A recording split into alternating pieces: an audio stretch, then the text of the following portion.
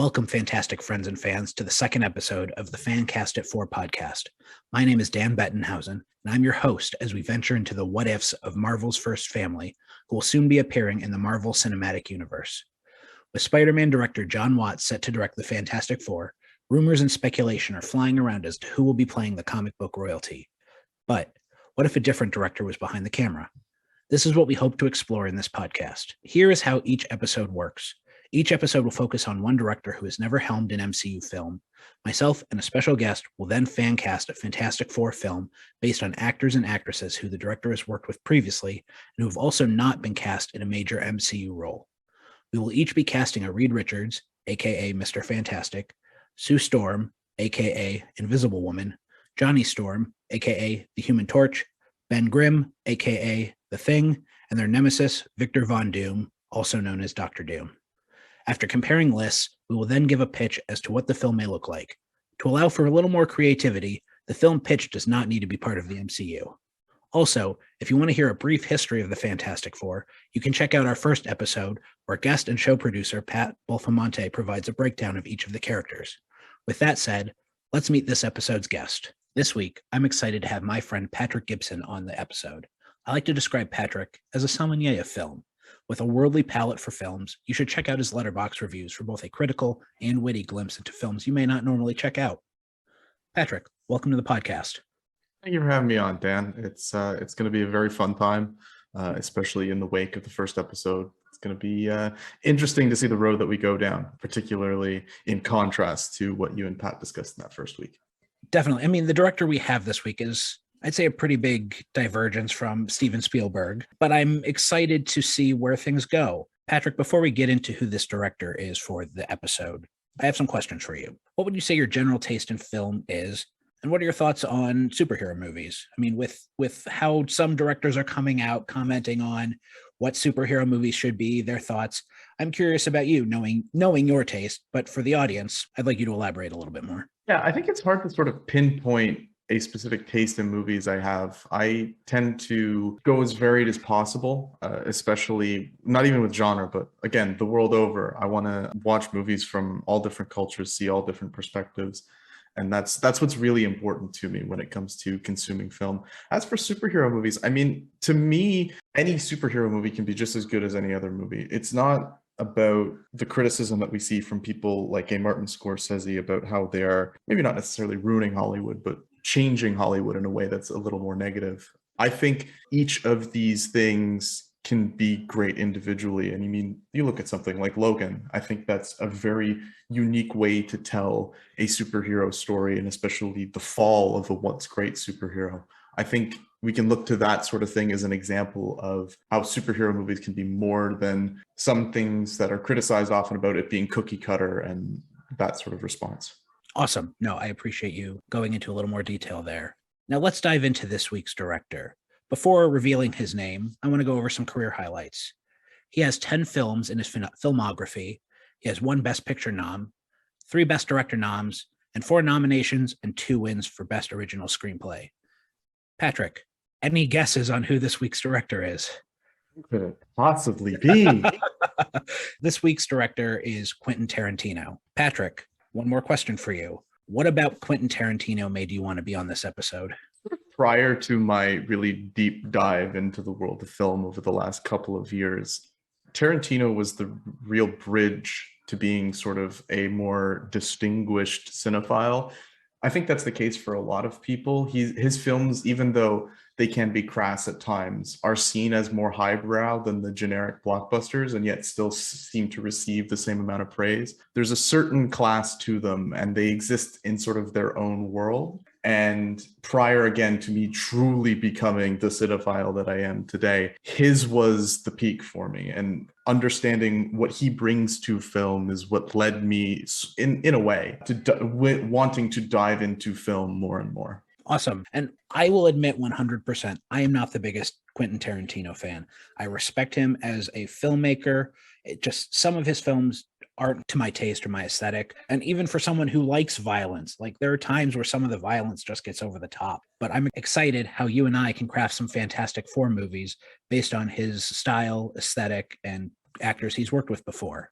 before getting into the casting, I like to get to our next segment called Four Fantastic Films. Patrick, among the 10 films Quentin Tarantino has made, what would you say are your four favorite? And they do not need to be in any specific order. Well, because I employ such a rigorous tracking method of films, I have it readily available at my side, as one should, I believe. I'll go in reverse order from 4 to 1.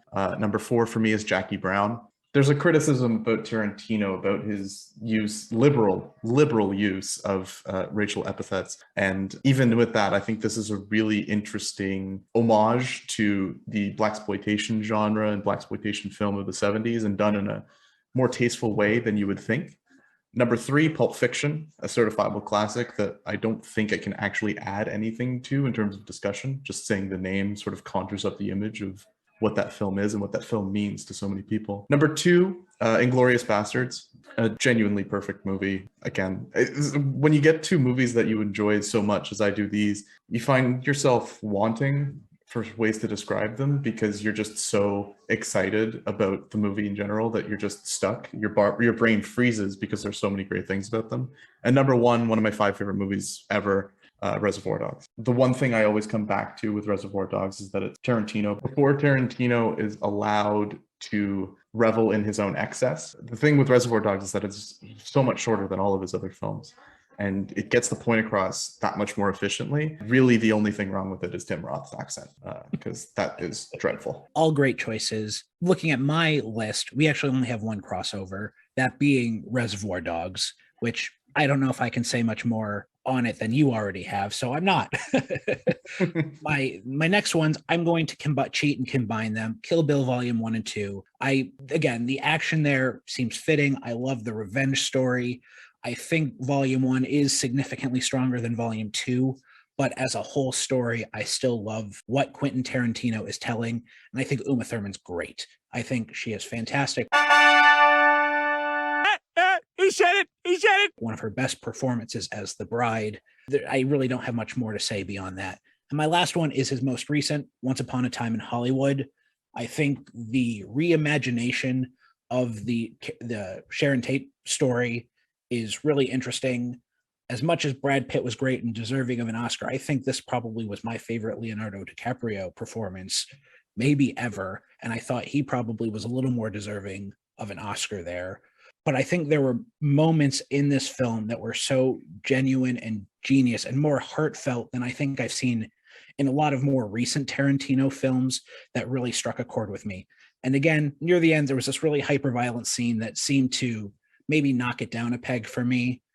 And again, I like violence in movies for the most part, but I think leading up to it, there was so much going for it. It had so much momentum. And I feel like this kind of course corrected in a way that didn't work the best for me. But again, my overall viewing experience was a net positive for this film. With our favorite films now addressed, it is time to get to the segment you've all been waiting for, the Fan Cast It Casting. Here, we will go through each character, pitching which actor or actress will be filling the shoes of the iconic Marvel characters. First up is Mr. Fantastic himself, Reed Richards. Patrick, who are you casting as Mr. Fantastic? My Reed Richards, and to me this was a no-brainer. This was sort of the first name that came to mind on my end. The aforementioned Oscar winner first performance in Once Upon a Time in Hollywood, Mr. Brad Pitt. I see, it's the classic dilemma, right? The thing that's always said about Brad Pitt is he's a character actor in a movie star's body. And I think that's something that can translate pretty well to what I foresee Reed being in the movie that I've created. Someone who may be struggling a little bit with the role that he's been tasked and the management that he kind of has to do of the other members of the four. And I think that is something that Pitt can tap into very, very well. I'm fascinated to see how he fits in the movie you have in mind. I mean, Brad Pitt is Brad Pitt. He can do many things. He's an Oscar winner. He's been in so many great movies.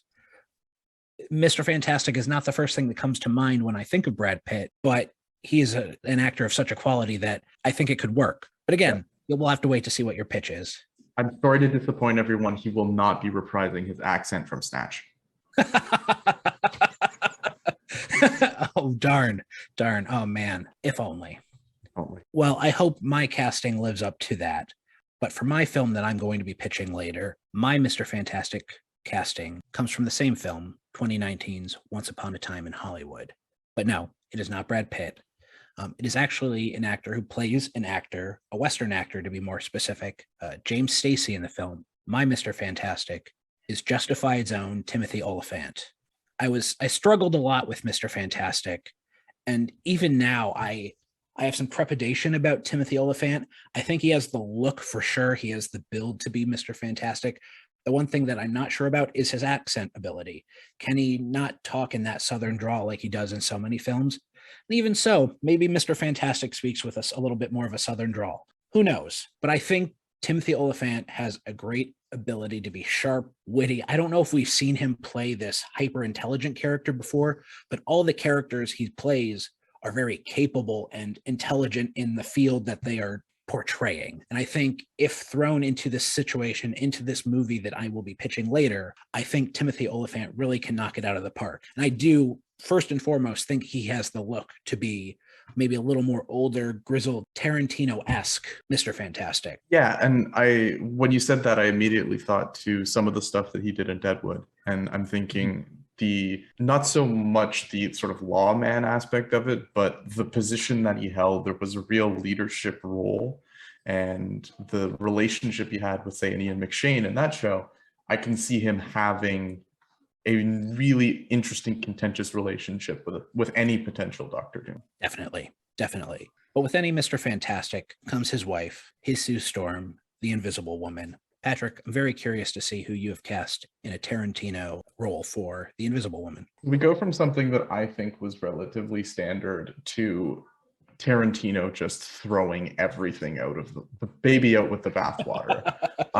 I'm completely reversing the canon here. I'm completely transforming it. I'm taking another actress from Once Upon a Time in Hollywood, the breakout star of Once Upon a Time in Hollywood, young Miss Julia Butters. Oh, this is a decision, and this will make sense as I pitch the movie. And I know it sounds batshit crazy right now, but I had this thought. I was like, you know what? Tarantino would really want to push this. Tarantino would want to do something really interesting with this. And when we get to sort of the genre and the pastiche that Tarantino puts on this movie, I think Julia Butters is perfect for this, not only just because she was perfect as that little girl that interacted with DiCaprio, and DiCaprio just was the best acting I have ever seen in my life. It was truly fantastic. He said it. What someone so young was able to do, and I want to try and do something very different with this because I imagine that Tarantino would want to do something different, and it's a really interesting thought exercise to try and place that as a Fantastic Four movie. As an aside, Patrick, you maybe unexpectedly or unknowingly said fantastic in your little pitch there for Julia Butters. And so I'm still waiting for our producer, Pat, to put some sort of sound whenever someone says fantastic in this podcast. But again, I digress. Are you not entertained? Are you not entertained? I don't know what to think, so I'm not going to say more. I'm just going to wait for the pitch to see how this plays out with Julia Butters as a Sue Storm. Anyway, maybe I went a little more traditional then, or with my Sue Storm pick. I went with less traditional. Let's be clear. I went with an actress who is maybe in one of Quentin Tarantino's less talked about films. She plays the character Lee Montgomery in 2007's Death Proof. My Sue Storm, my Invisible Woman, is Mary Elizabeth Winstead. I think really she's the whole package when it comes to a potential action star. She was fantastic in Birds of Prey. I think she can play both maternal. She can play a badass action character. I think she can hold her own against a Timothy Olyphant and some of the other characters that I will be pitching later. I think I can't call her an up-and-comer because she's really kind of established herself now. But I think in the MCU, she could really lay some groundwork as a kick-ass female hero in this universe and really become more of a name that she deserves to be to the general movie-going populace. I think Mary Elizabeth Winstead kind of checks all the boxes for not only just an action hero, but a Marvel hero and a Sue Storm. Yeah, I think the action point is very sound there. I agree with you. She was the standout for me in Birds of Prey and her role as Huntress there. There's something truly special about her when she's thrust into this type of position. Maybe not necessarily as the lead, but allowing her skills in that manner to be highlighted, and for those like one or two truly badass moments in a film that come through. Mary Elizabeth Winstead is a phenomenal pick here. Thank you. And without giving too much away about my choice, one thing that really solidified this pick was her performance in 10 Cloverfield Lane. I think there are aspects of that film that you may see creep inside my pitch a little bit. And that really, once I realized that she was in that film, that knocked it home for me as my choice. And again, we have Sue Storm, but we can't forget about her little brother, Johnny Storm, the Human Torch. Patrick, I want to know who your Johnny Storm is. Well, Sue Storm's not so little brother in this case. We're reversing the roles here. Older brother, younger sister, as opposed to older sister, younger brother. Again, sort of a no-brainer for me when I thought about it. He's only in 5 minutes of a movie, if that, from The Hateful Eight. Pretty much the ideal Johnny Storm for me, Channing Tatum. Awesome. When I think Johnny Storm, I think the Fantastic Four movies, the first two, and I think of Chris Evans playing him as sort of a cocky young upshot, sort of taking on the role of the Human Torch, but like also being really, really not self-centered so much, but I guess self-centered. I don't know. That's how I think of it, right? And so, of the more recent films that Tarantino's made, Tatum stood out as the person who has either played or most looks like he could play that sort of thing. I know his role as Jodie Domergue isn't fleshed out all that much, but you look at some of the other stuff that he's done, and I think he can bring a level-headedness, but also hot-headedness to the role of Johnny Storm, and he'd do very, very well. I wouldn't say these are exact parallels, but he kind of reminds me of a Robert Pattinson in that he's maligned for some of these early films he did. But really, when you look at like the Jump Street films or Hail Caesar, despite maybe your thoughts on the film, like he's done a lot of really good stuff and really shows he can be a top Foxcatcher. Sorry, Foxcatcher comes to mind. Like he shows he has the chops to be an actor and definitely in an action role. I think Channing Tatum, again, very excited to see what your pitch is, but I think he definitely has what it takes to be a Johnny Storm. And as a little bit of a hint, I think what you mentioned about the Jump Street films, in diverging the path from Pattinson, he's shown he's got the true deadpan comedic chops. I think Channing Tatum is a fantastic choice, but for my Johnny Storm, I went with what I think is a relative newcomer. Having been in some Disney and CW shows, he appears as Tex in 2019's Once Upon a Time in Hollywood. My Johnny Storm is Austin Butler. If you look him up, he looks like this young, attractive, kind of hot-headed, self-centered, to use the word you use, guy. Really, he looks like a Johnny Storm. That's really what I'm basing this off of. Yeah. He, as Tex, he had this kind of cocky, kind of evil arrogance to him. Not that I'm saying my Johnny Storm's going to be evil, but you need that kind of cocky bravado. And I think he pulled that off in Once Upon a Time in Hollywood. So really, that's what I'm basing it on, because I couldn't find anyone else that I think quite fit the mold as a good younger brother to Sue Storm, who could kind of have that smoldering, no pun intended, smoldering look. And if you Google him, you'll know what I mean. Yeah. I think Austin Butler really just fits as a Human Torch in this film. Yeah, I briefly considered it before I sort of went down the road that I went down.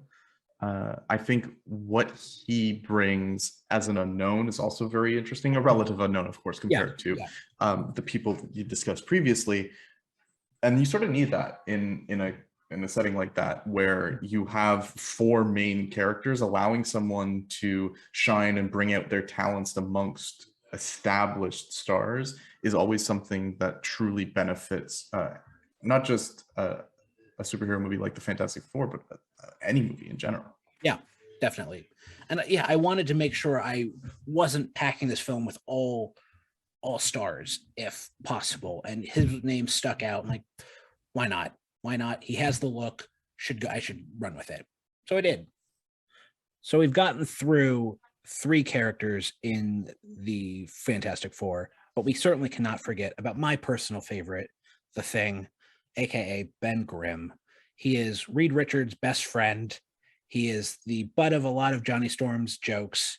He gets along very well with Sue Storm. He is, I think, the glue that keeps the Fantastic Four together personally. Patrick, who is your Ben Grimm? Another one that came to me pretty quickly. I was surprised how some of these just like the inspiration hit almost instantly with a lot of these. In Tarantino's universe, he's a little more gruff than I think my Ben Grimm will end up being, but he's shown levity elsewhere. Mr. Ving Rhames as my Ben Grimm, someone that I truly, truly enjoy. I think there's one movie that I'm drawing a lot of inspiration from, and even movie series, I guess. His roles in the Mission Impossible universe, Yeah, and sort of that sort of stuff. I think that's exactly what I'm trying to go for here, even if there is going to be a tad more edge to him behind the scenes as to who his character actually ends up being. So yeah, I'm really excited to talk about my plans for Ving Rhames. I think he's the person I'm most excited to explore as a character in the universe that I'm creating. Yeah, and I think something about Ving Rhames is, while he certainly has the bulk, he also, I think, can portray the heart and kind of the inner sadness that Ben Grimm typically portrays and has with him in him as a character. So again, four very interesting choices, and I'm excited to see how this comes together. I'm shaking with anticipation what your pitch is, but no, I think Ving Rhames could certainly knock it out of the park as Ben Grimm. I don't think my choice is as inspired. I think one thing I'm really trying hard to do with all of these picks is picking an actor who is Jewish or has at least played Jewish in previous films.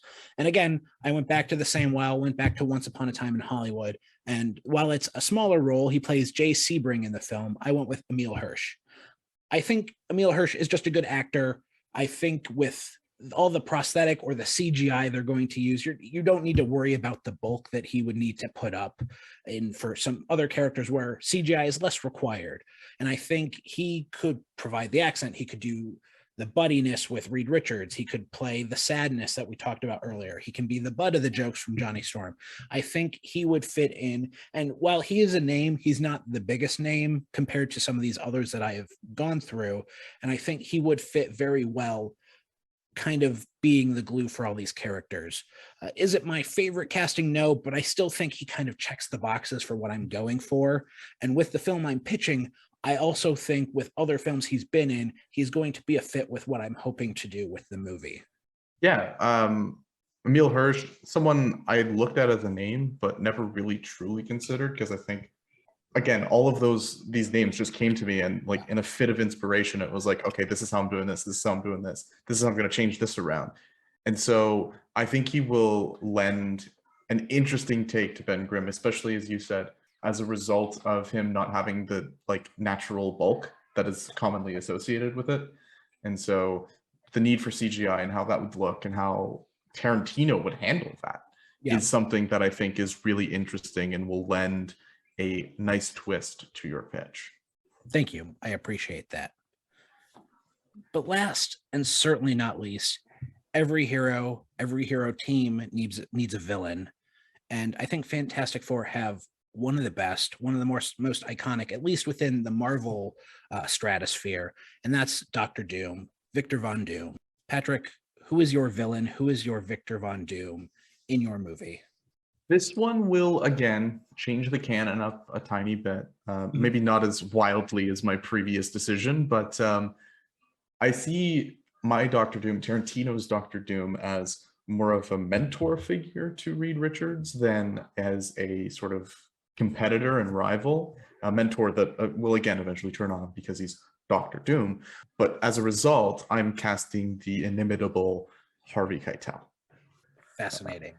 Yeah, it's one of those things, and Keitel's getting up there, so my movie lends itself to that, where he's not going to have to move all that much. He's going to be talking, he's going to be a presence, but he's going to be relatively stationary, and it's set up sort of around that. And I think Keitel is someone who, when you look at it, and it's like, he's never been nominated for an Oscar. If you go back and you look, Harvey Keitel's never been nominated for an Oscar. That's mind-blowing, right? All of these, like, I mean, it was one of my favorite films of all time is Sister Act. I mean, that's Oscar-worthy stuff he was doing in there. Like, yeah, man, of course, he's been robbed. I don't know what the Academy was thinking with that. But no, Harvey Keitel, that's an interesting Doctor Doom choice. Yeah, and I think maybe this is some of my sort of lack of familiarity with the comics and the canon as someone who has a cursory knowledge of the whole canon. I think I'm providing a very interesting take and what I think would be an interesting Tarantino take on this particular group of people. And I mean, that's what I love about what we're doing on this show. I don't want people who are always so intimately knowledgeable about the Fantastic Four. In some cases, it's needed for the films we're pitching. In others, especially with like a Tarantino, I want to get wild. I want craziness. I want people to try and break the rules, essentially. And I think with the list you have, you're certainly setting yourself up for something that's going to be interesting and going to be talked about. There are no rules. It's quite, to put it quite simply, there are no rules. The film I've created does not exist in any context whatsoever. That's Amazing. why it's happening. Amazing. And there's a lot of like, I get really sad when we do these, knowing that these films aren't actually going to happen. But it's still fun to dream. It's still fun to hope. It's still fun to fan cast and pitch this stuff.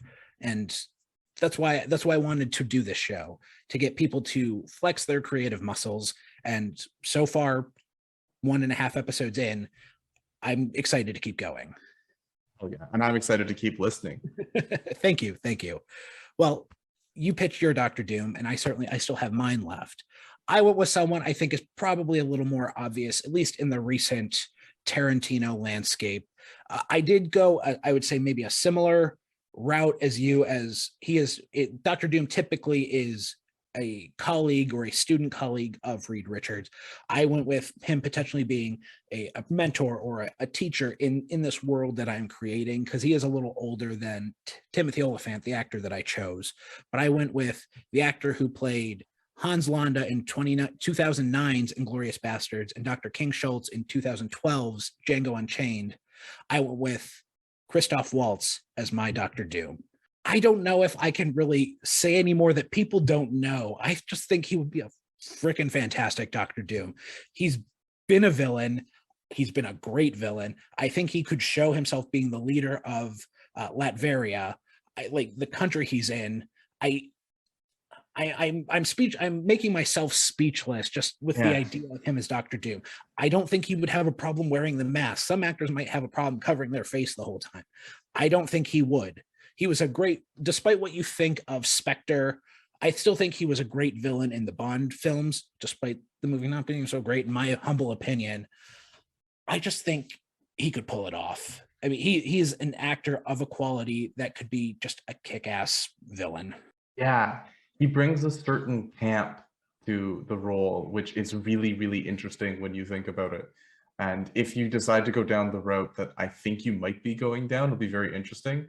He kind of would have made a perfect like secondary or auxiliary villain in my movie, honestly. And thinking about how I'm pitching it and what I'm trying to do with everything. Christoph Waltz is an absolutely inspired choice. I love it. Thank you.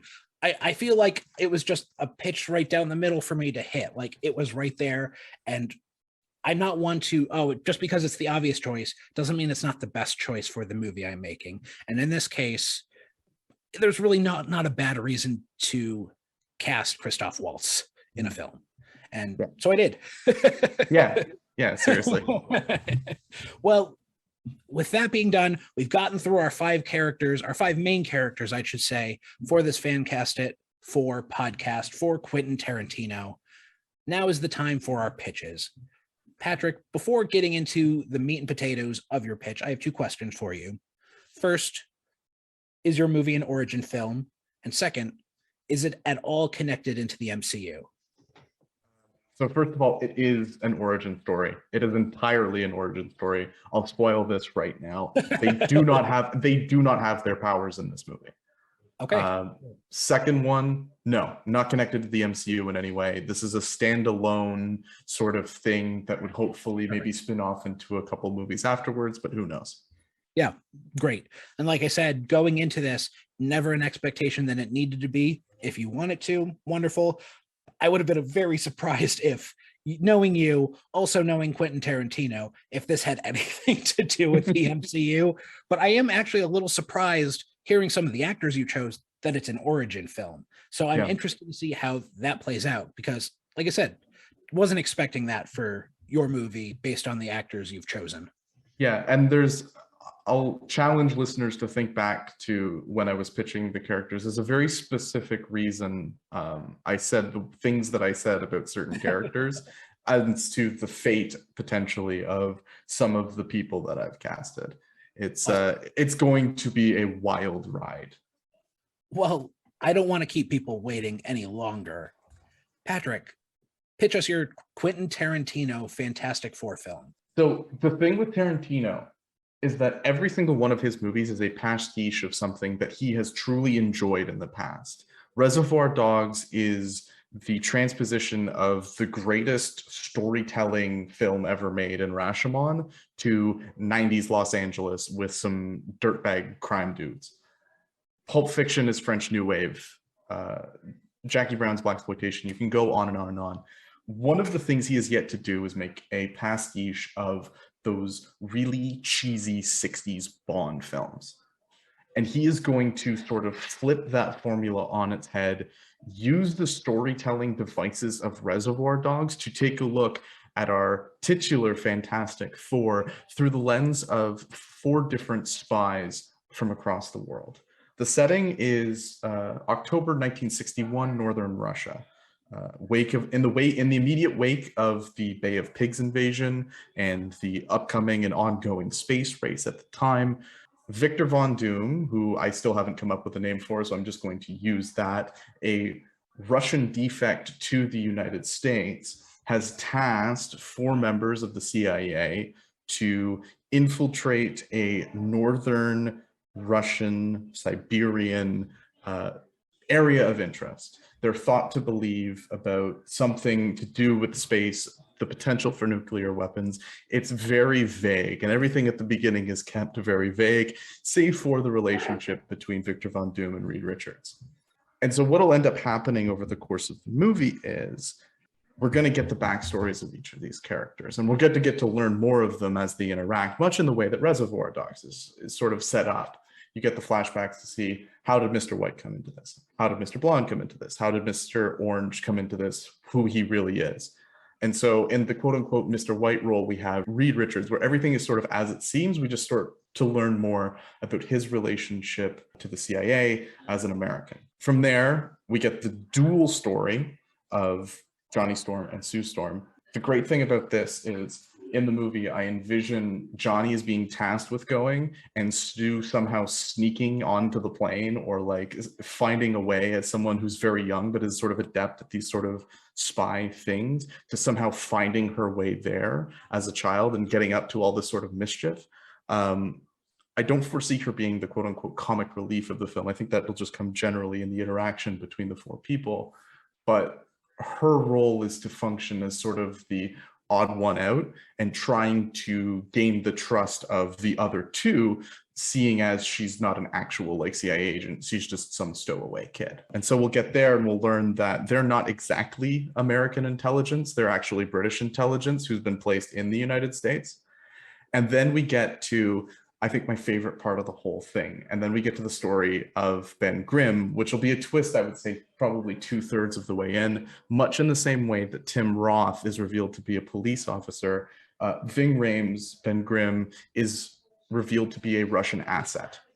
He is an American citizen, but given that this is in the peak of the civil rights movement, he is a radical Black activist who has been co-opted by the Soviet Union because he is fed up with not only his existence as a Black man in the United States of America, but also the moderate nature of, say, a Martin Luther King in comparison to his own ideas and his own willingness to act against the US government. He has been taken in by the Soviets. He is a Soviet asset in the United States trying to engage in subterfuge and limit the ability of these American agents to gain the secrets that they are trying to keep in northern Siberia. The ultimate end of the film is, and it's interesting, I wanted to tie this into history as much as possible. The reason why it's set specifically in October 1961, the Soviet Union did a nuclear test in northern Siberia. Reed Richards is going to die in that nuclear test. I specifically said, when you asked me who my Mr. Fantastic was, I specifically said, my Reed Richards is Brad Pitt. Reed Richards doesn't gain powers. Reed Richards dies as a part of this whole event and attempt to gain intelligence that is really just a plot by another Soviet asset, the guy named Victor Von Doom, who was a double agent all along, sort of thing. It'll be a really dumb Tarantino way of revealing it too. It's going to be great. But it's to leave them to die. It's to lead them all in to die, because Reed Richards is the all-American. They don't want to deal with that. Sue Storm is sort of an ancillary casualty. Like the Soviets didn't expect that to happen. Johnny's a bit of a hothead, and they wouldn't have been able to keep a lid on him. And while the support in the United States is really needed from someone like Ben Grimm in this context, they still want to get rid of him because they ultimately don't share the same goals. It's an enemy is my friend. And if you can sort of get rid of that at an opportune time, that would be ideal. Now, if there is a second movie, the three not named Reed Richards do survive and do obtain their powers. And it's found that someone else sort of in that area, who I haven't thought about casting because I was just worried about this movie, would develop the powers of Mr. Fantastic and sort of slowly engender themselves, because the other three realize that he's also adopted powers as a result of this nuclear blast. And yeah, I think that's generally the vibe I'm trying to go for. Do the Rashomon thing of getting the backstory of these characters as to how not only they come together in the end, but how they remain independent and how they existed before all of this. And also throw in the like witty scenes from, say, a Once Upon a Time in Hollywood, where it's not even really concerned with the main plot. Harvey Keitel, again, when I mentioned him as being someone that's not moving, he's going to be sort of the man in the chair type scenario, where you hear a lot of them, you don't see a lot of them. Communication stuff, just talking. There's a lot of like really little details that I foresee someone like Tarantino fleshing out that I can't quite get to right now. But all in all, I think it would make a really interesting movie, even if the twists at the end are kind of a little dumb. That was freaking fantastic. And I know I said fantastic, but like, I love that. That was awesome. I'm so happy you put that much thought into it. That is a movie I would see over and over again. And knowing Quentin Tarantino, like, that is something that really excites me. Holy crap, Patrick. That was awesome. I thank you for that. That was great. Thank you for the effusive praise. Oh man, like that's really cool. And just knowing, again, through the lens of Quentin Tarantino, all of this, I'm excited to see, as you said, the pastiche of this Cold War or spy thriller-esque, not quite Cold War, but just the sort of using that as a backdrop, but using the right. sort of camp of an early Bond movie. I foresee maybe him taking some of the elements of something more recent, like Guy Ritchie's A Man from U.N.C.L.E., and like using sort of that and the original like Get Smart and all this sort of 60s spy stuff that existed at the time, and turning it over completely. And again, with the ending you have, though, like the potential cliffhanger, barring a second film, like, it's engrossing. So well done. I'm excited. I hope you, our listeners, are excited about that pitch. That's never going to happen, unfortunately, but in some parallel universe, maybe there is a Fantastic Four movie that is like this. Looking at my pitch, I don't, again, like Pat last week, who put so much great thought into it, I did not. I have a pitch, but not nearly as fleshed out as that. But I will say there are some tiny parallels, I'd say, between mine and yours. For my pitch, for my Quentin Tarantino Fantastic Four movie, the biggest similarity is Dr. Doom is sort of the man in the chair. That is, I'd say, the biggest parallel between your pitch and my pitch. But for mine, I really wanted to go with something. I'll be upfront. I did not like The Hateful Eight. I think for a lot of people, it was a disappointing film, at least as far as Quentin Tarantino goes. I don't want to speak for you, Patrick. It wasn't one of your top 4, so I'm going to assume it's one of your bottom 6. The math checks out, right? But I mean, for someone like me, a disappointment for Tarantino is better than most people's best movies. So fair. For mine, I really wanted a contained one-room film. And I wanted him to improve on that what I thought we were going to get with The Hateful Eight that didn't quite live up to the expectations I personally had for the film. So for mine, I'm going with something that is very reminiscent of the play No Exit, where you may get the line, hell is other people.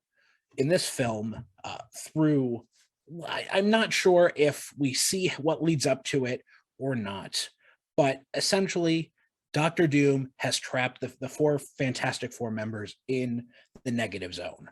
A brief little synopsis of the negative zone is a multi-dimensional prison that was created in the Marvel Universe, essentially to keep supervillains in. And if Pat wants to correct me later in post-production and interject, he is more than welcome to. Otherwise, if that's right, I'm just going to go with it.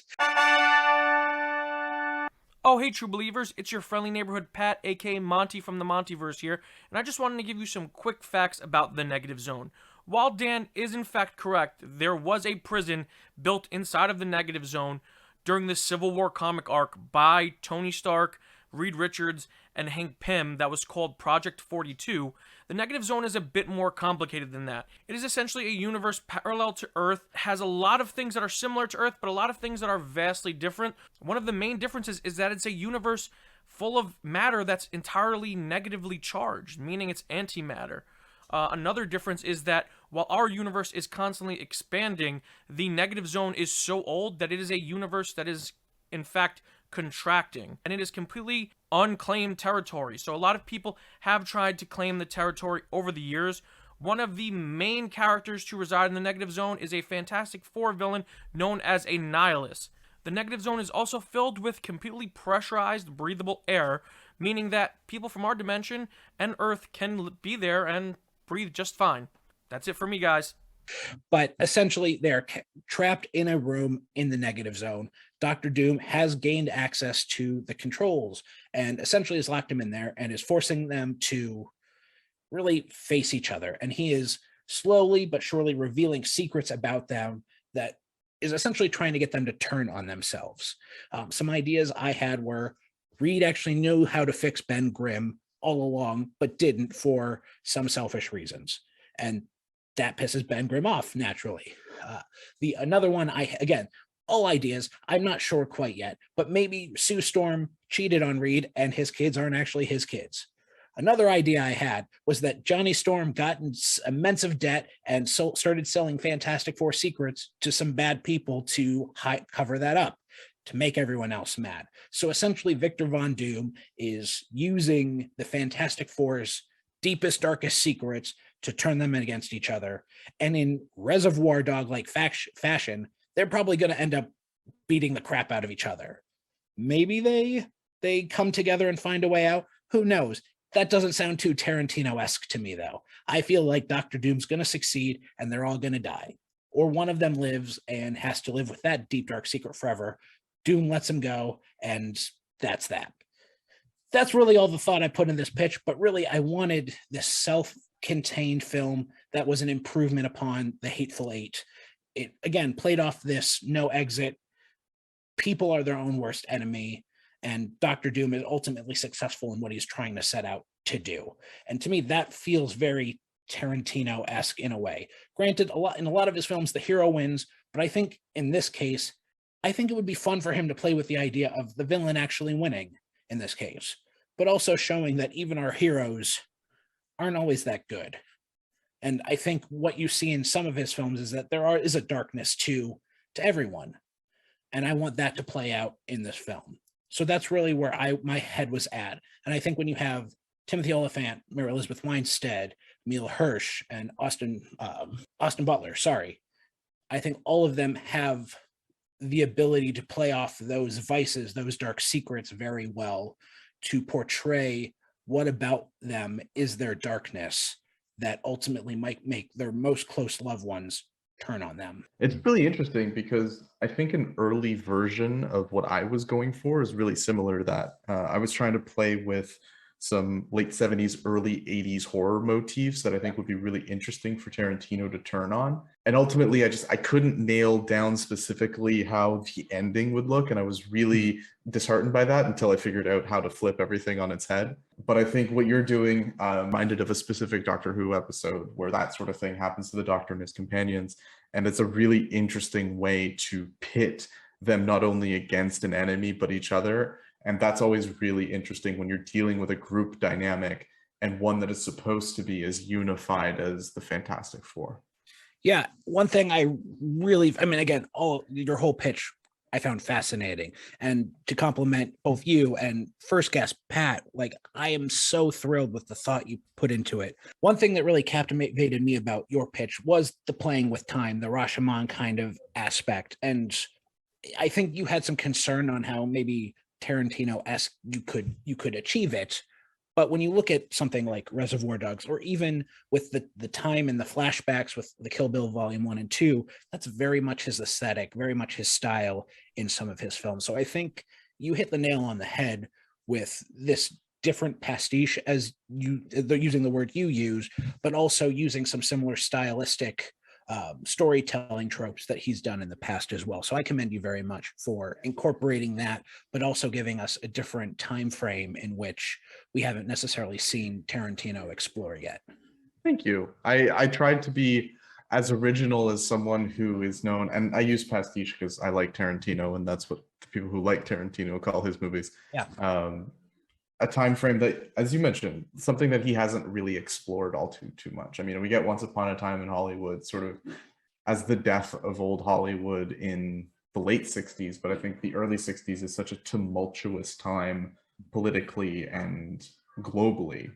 To capitalize on something like that is so interesting, and to use that as a background for a not really superhero movie, but using superhero characters and developing a universe that could potentially arise from it, I think that's pretty ideal. I mean, to that point, we're dealing with multiverses currently in many of our superhero films. So what's to say that while this isn't necessarily part of the MCU, that these characters exist in some sort of parallel universe where the powers aren't the focus, the characters are. And this story, I still think, fits in that general idea of a multiversal universe of characters and possibilities for these same people just kind of lined up next to each other. Additionally, it's not so out of the realm of possibility to see Tarantino want to delve into something more science fiction. With years and years of rumors of him wanting to do a Star Trek film, it's really not implausible to see him wanting to do a Marvel film his own way. If he was ever given permission to do a film he wanted to do with Marvel characters, this seems more likely than your traditional MCU film that Kevin Feige would be overseeing. Granted, Kevin Feige's awesome, and he might let Quentin Tarantino do a film like this because it's Quentin Tarantino and Kevin Feige's a smart guy, but that's maybe a different parallel universe. Yeah, almost certainly. I know Tarantino probably wants to go out with a bang, and I don't know if for him a Marvel movie or a superhero movie is the bang he wants to go out on, because I mean, he wants to make 10 movies, and he's always considered both Kill Bill films to be one movie, right? And so his 10th is going to be something so unlikely and so unheard of if it's not the Star Trek movie, that I think this might be, as you mentioned, out of the realm of possibility. So what bigger bang would there be than a film ending with a nuclear blast? True. 100%. Well, speaking of endings, that is the end of our fan cast and pitches for Quentin Tarantino and his helmed Fantastic Four film. We hope you, the listeners, enjoyed our exploration into this what-if scenario. Going forward, you can find us on Anchor, Apple, Google Podcasts, and YouTube. If you are listening on YouTube, we would greatly appreciate you hitting that subscribe button and commenting with who your Tarantino fan cast would be, on what your thoughts of our lists are, and what director you want to see next. Finally, I want to thank our guest Patrick for being here It was a great casting. It was a great pitch. I really enjoyed you being on here, and I hope you join us again for a different director down the road. Also, I want to make sure to thank our producer, Pat Bulfamante, for the work he does, and I want to especially thank Matt Hart and Matty Gunner for the great theme music they created for us. That is our show. Thank you so much for listening. I'm your host, Dan Bettenhausen, and on behalf of my guest, Patrick Gibson, I hope you all have a fantastic day. Flame out!